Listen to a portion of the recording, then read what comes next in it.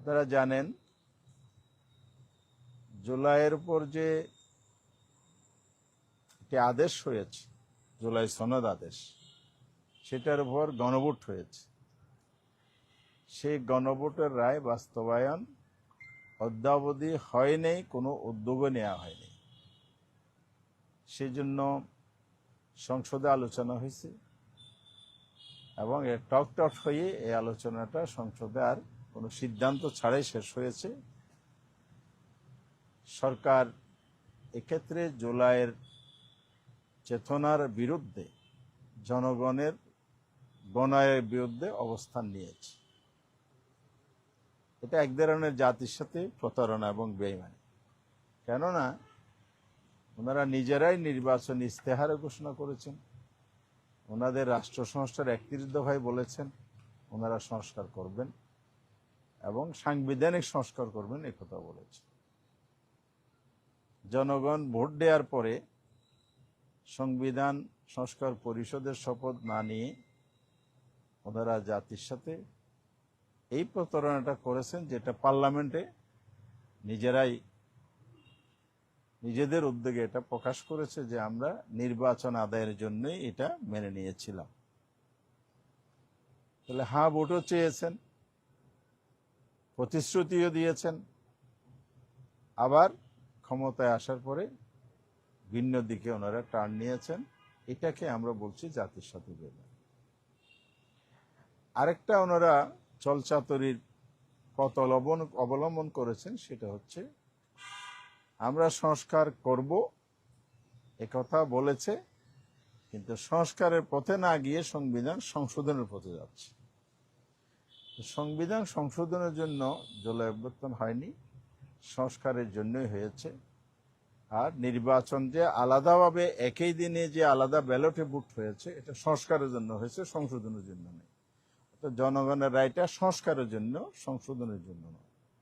তো প্রবলেম কোথায়?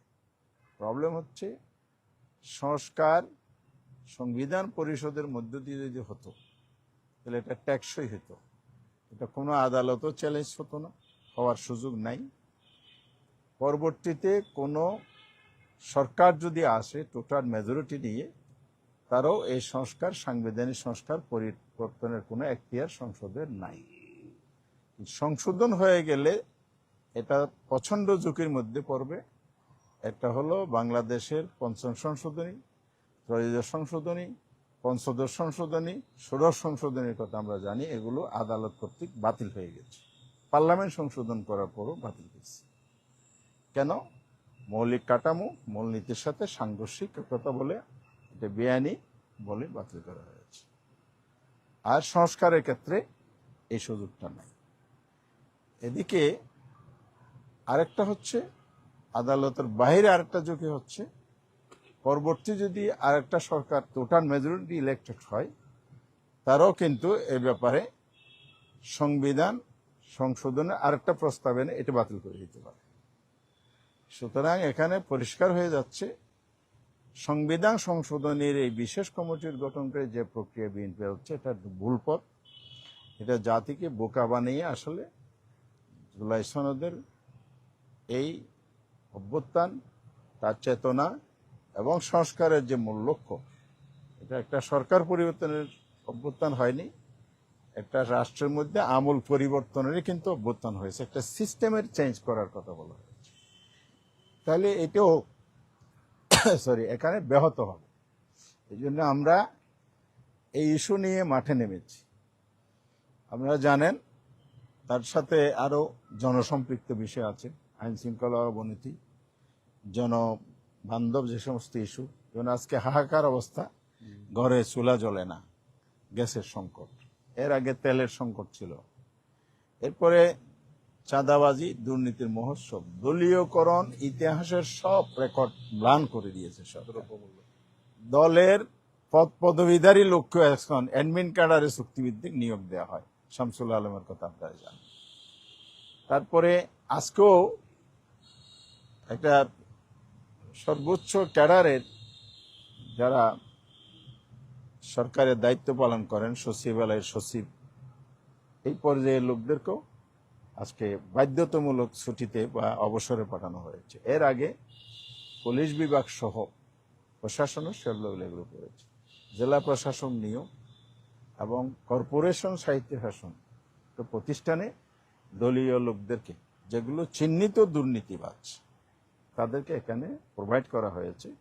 কারণ হলো এগুলো টাকা পয়সার জায়গা, ভালোভাবে কামানো যায়, তাদেরকে আবার এখানে এনে একটা নৈরাজ্যকর অবস্থা সৃষ্টি করা হচ্ছে। আর ব্যাংকিং খাত তো আপনারা জানেন অর্থনৈতিক সংকট দিন দিন বাড়তেছে, আর দ্রব্যমূল্য দিন দিন অনেক বেড়ে গেছে, কারণ এগুলির ইম্প্যাক্ট কিন্তু সেখানে গিয়ে পড়ে। দুর্নীতি দমন কমিশন, মানবাধিকার কমিশনের দীর্ঘদিনের শূন্যতা, এখানে এই সাংবিধানিক পদের মধ্যে কোনো ধরনের পদত্যাগের পরে পুনরায় নিয়োগ হয়নি। সেটাই আমাদের সংস্কারের মৌলিক বিষয়ের মধ্যে অন্যতম ছিল, যেগুলো গঠন প্রক্রিয়াটা সংবিধান সংশোধনের মাধ্যমে করা, সংস্কারের মাধ্যমে করা। তো এই প্রেক্ষিতে আমরা যে কর্মসূচি দিয়েছিলাম, আপনারা জানেন 3 পর্বের কর্মসূচি সিলেটের সমাবেশের মধ্য দিয়ে 25 তারিখ, আমরা জুলাইয়ের 25 তারিখ শেষ করেছি। এই জন্য আমরা আজকে বসেছিলাম পরবর্তী কর্মসূচি আমাদের কি হবে। এই কর্মসূচি প্রণয়নের জন্য আমরা আজকে এখানে বসেছি সংসদের মাননীয় বিরোধী দলের নেতার বাসভবনে। 11 দলের নেতৃবৃন্দ এখানে উপস্থিত হয়েছেন। আপনারা লক্ষ্য করছেন যারা উপস্থিত আছেন আমাদের ডানে বামে। এখানে লেবার পার্টির ইরান ভাই আছেন, মোস্তফিজুর ইরান, উনি লেবারের চেয়ারম্যান। এলডিপির ভারপ্রাপ্ত মহাসচিব বিল্লাল মিয়াজ ভাই আছেন। এনসিপির আরিফুল ইসলাম আদি, যুগ্ম সিনিয়র যুগ্ম মহাসচিব, সদস্য সচিব বলবেন, যুগ্ম আহ্বায়ক, সরি সিনিয়র যুগ্ম আহ্বায়ক। তো এরপরে আমাদের জাগপার রাশেদ প্রধান, মুখপত্র এবং সহসভাপতি। বাংলাদেশ খেলাফত মজলিস আমাদের আতাউল্লাহ আমিনী ভাই, উনি সিনিয়র যুগ্ম মহাসচিব। আব্দুল মাজেদ আতাহারি ভাই, নায়েব আমির, সিনিয়র নায়েব আমির নিজাম ইসলামী পার্টি। মহাসচিব মুসা বিন ইজহার, উনি আছেন।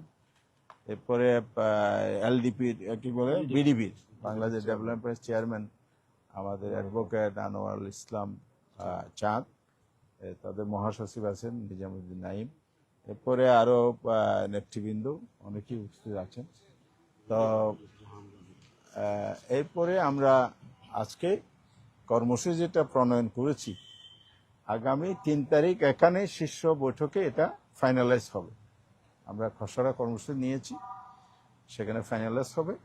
5 তারিখ আমাদের পল্টনে সারা দেশের যে কর্মসূচি আগে থেকে ঘোষণা করা আছে, পল্টনে একটা বড় ধরনের সমাবেশের আয়োজন আমরা করেছি। বিকাল 3:30টায় পল্টনে অনুষ্ঠিত হবে। 11 দলের উদ্যোগে শীর্ষ নেতৃবৃন্দ সেখানে বক্তব্য রাখবেন। আমরা প্রথমে আপনাদেরকে ধন্যবাদ দিই, বিগত কর্মসূচিগুলো সফল করার ক্ষেত্রে আমরা আপনাদের সহায়তা পেয়েছি। আগামী দিনের কর্মসূচি বাস্তবায়নে সেটা আমরা পাব।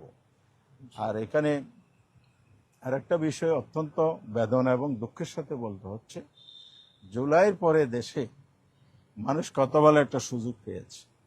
রাজনৈতিক দলগুলো মাঠে নেমেছে, জনগণের কাছে তাদের বক্তব্য পেশ করছে। বিশেষ করে এই জুলাই অভ্যুত্থানকে দ্বিতীয় বর্ষপূর্তি উপলক্ষে আমরা 11 দলীয় কর্মসূচি দিয়েছি, দলীয় কর্মসূচি দিয়েছি। এনসিপি সারা দেশে তাদের কিছু কর্মসূচি নিয়েছে। গত 2 দিন ধরে হবিগঞ্জ এবং সিলেট মিলে যে ঘটনা ঘটেছে, অত্যন্ত ন্যাক্কারজনক ঘটনা, খুবই নিন্দনীয় ঘটনা গুলো ঘটেছে। একটা শান্তিপূর্ণ বহরের উপর বা হামলা চালানো, আপনার যদি কারো বক্তব্য পছন্দ না হয়, দ্বিমত থাকে, আপনি জবাবে রাজনৈতিকভাবে মোকাবেলা করতে পারেন। কিন্তু রাজনৈতিক বক্তব্য বা কর্মসূচিকে সন্ত্রাসী কায়দায় মোকাবেলা, এটা হলো বিগত ফেসিবাদের পুনরাবৃত্তি। এই জন্য এই সরকার মানুষের প্রত্যাশা পূরণে তো ব্যর্থ হয়েছেই, রাষ্ট্র এবং সরকার পরিচালনায় ব্যর্থ হয়েছে, এই মানুষের গণতান্ত্রিক অধিকার রক্ষায় ব্যর্থ হয়েছে। বরং সন্ত্রাস নৈরাজ্য সৃষ্টি করে ক্ষমতায় টিকে থাকতে চায়। এই জন্য আমরা আজকে এই বৈঠক মধ্যেও এটার জন্য একটা নিন্দা প্রস্তাব এনেছি। আমরা এখানেও আনুষ্ঠানিকভাবে প্রতিবাদ জানাচ্ছি। আজকেও ঘটনা ঘটেছে, আপনারা জানেন সিলেটে। এই ঘটনা কারা ঘটাচ্ছে একেবারে স্পষ্ট, যুবদল, ছাত্রদল, বিএনপির লেলিয়ে দেওয়া সন্ত্রাসীরা এগুলো করছে। আমরা সরকারের কাছে একেবারে সুস্পষ্টভাবে দাবি করছি, অবিলম্বে এই ঘটনার জড়িতদেরকে যেন গ্রেপ্তার করা হয়, তাদেরকে আইনের আওতায় আনা হয়, এবং দেশবাসীর প্রতি আহ্বান হচ্ছে সরকারের জনবিরোধী এ ধরনের কর্মকাণ্ডের বিরুদ্ধে যেন জনগণ ঐক্যবদ্ধভাবে প্রতিরোধ গড়ে তোলে, প্রতিবাদ জানায়, সে আহ্বান আমরা জানাচ্ছি। তো আজকে মোটামুটি এটুকুর মধ্যে আমরা শেষ করতে চাই। সবাই